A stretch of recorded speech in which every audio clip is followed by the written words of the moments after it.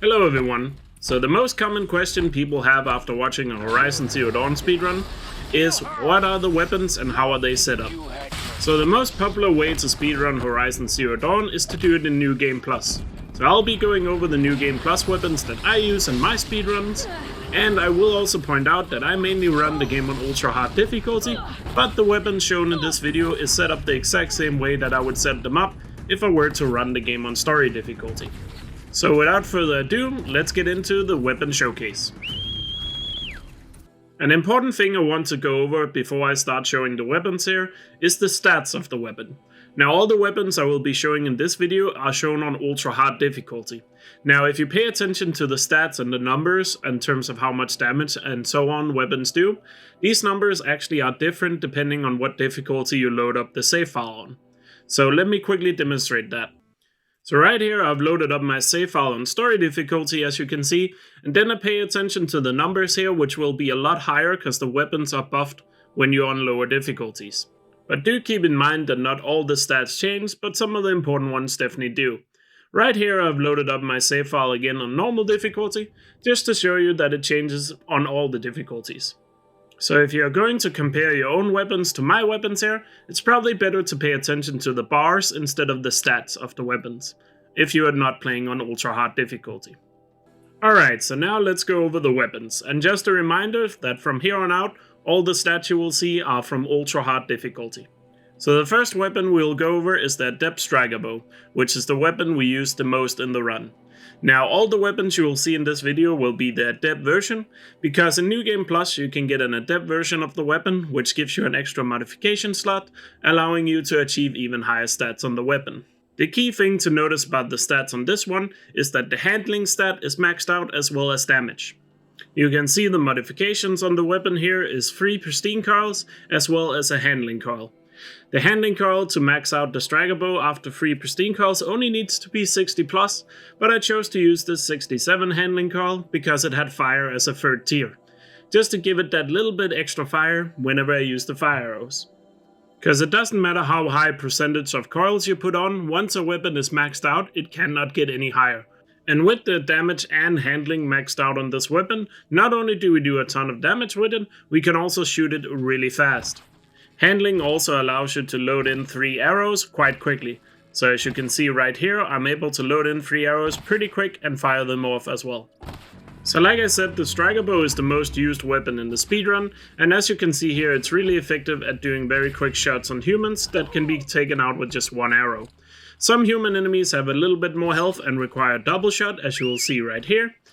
But also an important thing to note is with this bow we mainly just use the hardpoint arrows, as they are far superior to the regular arrows. Another thing you will see the Striker Bow used for in the speedrun is the triple hardpoint shot on frozen machines, as it deals a ton of damage, as you can see. The next weapon is the large blast sling. Now the reason why we use the large version of the blast sling instead of the regular blast sling is that the large version has a higher handling stat, so it can shoot faster. Similar to the Striker Bow, here we have also maxed out the handling and the damage. And the modifications on the weapon are also very similar, as it's 3 Pristine Coils again, and then a handling coil. Again, it only needed to be plus 60, but I had a plus 66 lying around, so I used that instead. And once again, you can see right here how fast you can shoot the sling with maxed out handling. And in the runs itself, we use the bomb sling to take out like groups of enemies, especially when they're grouped together. You can get multiple kills in just one shot. As you can see right here in Ring of Metal, we use it to take out the enemies as they spawn in these large groups. Another feature of the sling that is also used in the runs is the proximity bombs, which can be placed and basically act as a landmine. You can see them used right here in the proving to place on spawn points when the next wave spawns in. Now the next weapon up is the Icerail. Important to note here is in the speedrun we actually have 2 Icerails with 2 different purposes. The first one I'll show here is the freeze Icerail. The stats on this one is to max out the freeze, but also give it a little bit of damage so that while we are freezing the machines we're also doing a good amount of damage to it. You will also note that I don't have any extra handling on this weapon, and that's because we generally don't reload it in the middle of combat. And if you look at the mods right here, the way we achieve a high freeze and damage at the same time is by using freeze coils that has damage as a secondary. And in the run itself we use the Icerail to freeze large enemies and then finish it off with hardpoint arrows, as freeze plus hardpoint arrows is just an extremely deadly combo. And do note that while we're freezing we're also doing a lot of damage because of that damage as secondary on the coils. So now let's look at the other Icerail we use on the run, and this one is set up to do a lot of damage and have a good amount of handling so it can shoot quite fast. This is because for this one we only use the ice cannon shot and we do not use it to freeze. And these stats are simply achieved by putting on 3 Pristine Coils, because these have both damage and quite high handling stats on them. The extra handling is definitely needed because normally the ice cannon shoots off very slow, but with this handling you can see we're able to shoot it relatively fast. The best place to show off the power of the ice cannon is on the ridge defense section here in the speedrun. Notice just how much damage we're able to do and also how fast we can shoot off the ice cannon with the coils we have on it. Also an important thing to note about the ice cannon is just how far it can shoot. The range on the ice cannon is literally insane, as you can see right here, which makes for a really deadly combo that you're able to do a ton of damage from really far away, and this weapon just perfectly suits the ridge defense section. The next weapon is the Stormslinger. Now the Stormslinger also packs quite a punch, and you can see right here the stats we have gone for is to get as much handling as possible and also give it a little bit of boost in damage. Now the way we achieve this is by using handling coils that has damage as a secondary. So you can see we have some really good handling coils here that all have plus 25 extra damage. Because normally you are not allowed to put on damage coils on the Stormslinger, but you can give it extra damage if you find coils that has it as a secondary. Now the important thing to note about the Stormslinger is the more you fire it up, the more it will charge up and do extra damage. But also the more you charge it up, the more recoil damage it's gonna do towards you, and you can take a lot of damage from it, especially on ultra hard difficulty. So being able to control the Stormslinger is quite a key skill if you are gonna do speedruns. But once you master it, it can become quite useful, as you can see right here against the Sawtooth in the beginning of the game. Now if you only watch the main game speedrun, you might not see the Stormslinger all that much, at least on ultra hard. But in the Frozen Wild speedrun it's used quite a bit more, as you can see right here in the control trial that we do in the speedrun. It can be quite effective once you control it pretty well. Now important to note is the Stormslinger is used a lot more in story difficulty speedruns, because the recoil damage is basically non-existent there. Next up is the Forgefire. Now this weapon is only used in the Frozen Wild speedrun to kill some very specific Glinthawks. So the weapon is set up specifically for that task, where we wanted to do a lot of damage as well as being able to set them on fire easily. This is achieved by putting on 2 untested weapon coils, as well as adding another damage coil that has handling as a secondary, so it can just shoot slightly faster. And right here you can see the Forgefire in action. This is the place in the speedrun where we kill those Glinthawks. Because we have the high ground on them, the Forgefire can do a ton of damage and kill them quicker than any other weapon would be able to.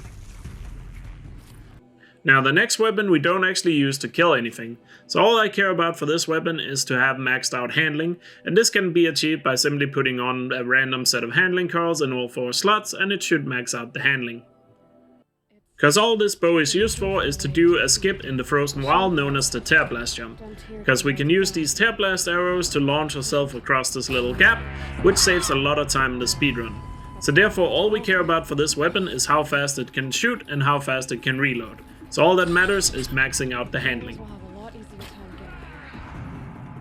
Now the final weapon we have in our inventory when we speedrun is the Tripcaster. Now the coils doesn't matter at all on this weapon, as we don't use it for anything. The only purpose this serves in our inventory is to do a little skip in the beginning of the game. That is because when you have a Tripcaster in your inventory when you start New Game Plus, you don't have to travel to Cast during the point of the Spear quest. You can just head straight to Rust as long as you have any Tripcaster in your inventory and of course the 10 fire arrows. This is why the coils on the Tripcaster didn't matter at all, and quite frankly it didn't even need to be a purple Tripcaster. This skip would work the exact same way even if I just had a green Tripcaster in my inventory. Now some of you are probably also wondering, didn't you also have a spear in your inventory? And I did, because you can't get rid of it. But in the speedruns the spear is never used, unless something has gone horribly wrong, so therefore I won't cover it in this video. Good idea. So now that I've covered the weapons that are used in the speedrun, let me go over a few more details that are important to the New Game Plus speedrun of Horizon Zero Dawn. First off, the outfits we use. There are two outfits that are used in New Game Plus speedruns of Horizon Zero Dawn, and the first one is of course the Shield Reaver outfit. Now, even though the Shield Reaver cannot have any modifications added to it, it's still quite good for speedrunning purposes. Now, there are two main reasons why we use the Shield Reaver armor in the speedrun. Now, the first one being that it adds a shield on top of your health, meaning that if we take damage, the shield will deplete first before any of our normal health is taken away. This is really good because that minimizes the amount of medicine and potions we have to use on the run, so we never have to go out of our way to get extra potions or medicine. The second reason we use the Shield Reaver is that it can tank falling damage to a certain point. So notice right here that when we are using the shield, we are still at full health even though we took the same fall. Now, the other armor we use in New Game Plus speedruns is in the Frozen Wilds. For the first half of the run, we will be wearing this Sparkworker outfit.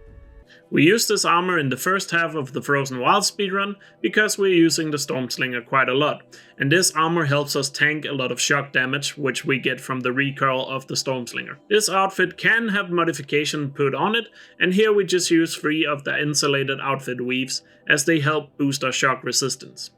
Normally on ultra hard difficulty, if you overshoot the Stormslinger, you will die because of the amount of recoil damage. But you can see here with the Sparkworker outfit, we are able to tank it, which is a huge help in case we accidentally overshoot it in the speedrun. So now let's go over the skills we use on a speedrun save file, or rather the skills we don't use, as there are 3 skills that are not great to have when you speedrun this game.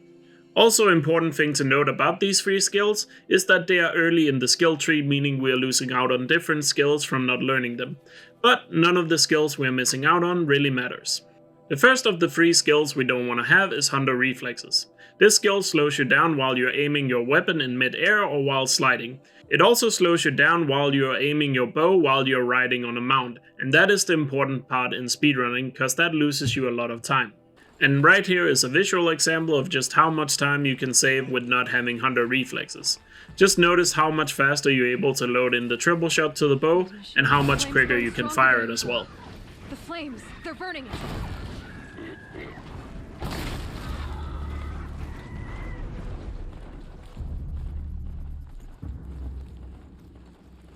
Another reason why you don't want Hunter Reflexes is because we use a technique called bomb jumping, and bomb jumps are quite a lot easier to perform when you don't have Hunter Reflexes learned as a skill. Now, the next skill you don't want to have learned is the long roll, or as it's called in the game, the dodge prowess. You might have noticed if you've seen the Horizon Zero Dawn speedrun that rolling is faster, but long rolls are a lot slower than short rolls, so therefore you don't want to have this skill learned, because it makes it a lot easier to do short rolls when you can't do the long roll accidentally. And here you can see the difference between the two. You notice that the short roll is a lot faster even across this small distance, so over the course of an entire speedrun it adds up to quite a lot of time.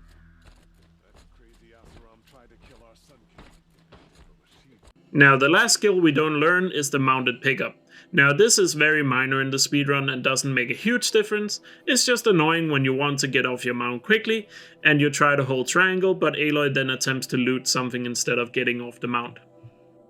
And right here, just to show you what it looks like when you try to get off the mount when you're right next to something you can pick up. As you can see, just a very minor nuisance. The final thing I wanted to go over on my New Game Plus speedrun save file is the resources we carry for the speedrun. As you can see here, we just generally carry a good amount of all the resources, so we never have to go out of our way to collect any.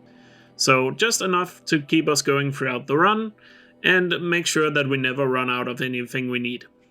Now, you might still have some questions about my save file here that I use for speedruns, and there are quite a lot of common questions I get about it. I won't be answering them in the video here, but I will have a list of common questions in the description of this video. So check that out, since your question might already be answered there. Now, if you're interested in learning the speedrun yourself, I will leave a link in the description as well to the Horizon Speedrun Discord server, which is the best place to get started with speedrunning. Now, sadly, on PlayStation you can't share save files as they are tied to your account, so if you want to run the game on PlayStation you have to make your own save file. However, on PC it is possible to get a save file that is already created for you, so if you want to speedrun on PC, or maybe you just want to try out the speedrun weapons for yourself, I'll leave a link to the speedrun save file for PC in the description below. It is a little different from the weapons I've shown here, but it's basically the same. Other than that, I hope you enjoyed this video and learned more about how the speedrun works. If you enjoyed it, consider leaving a like on the video as it helps me out a lot, and if you're new here and want to see more speedrunning stuff, or generally Horizon videos, then consider subscribing. I hope you all enjoyed the video and have a great day. Take care.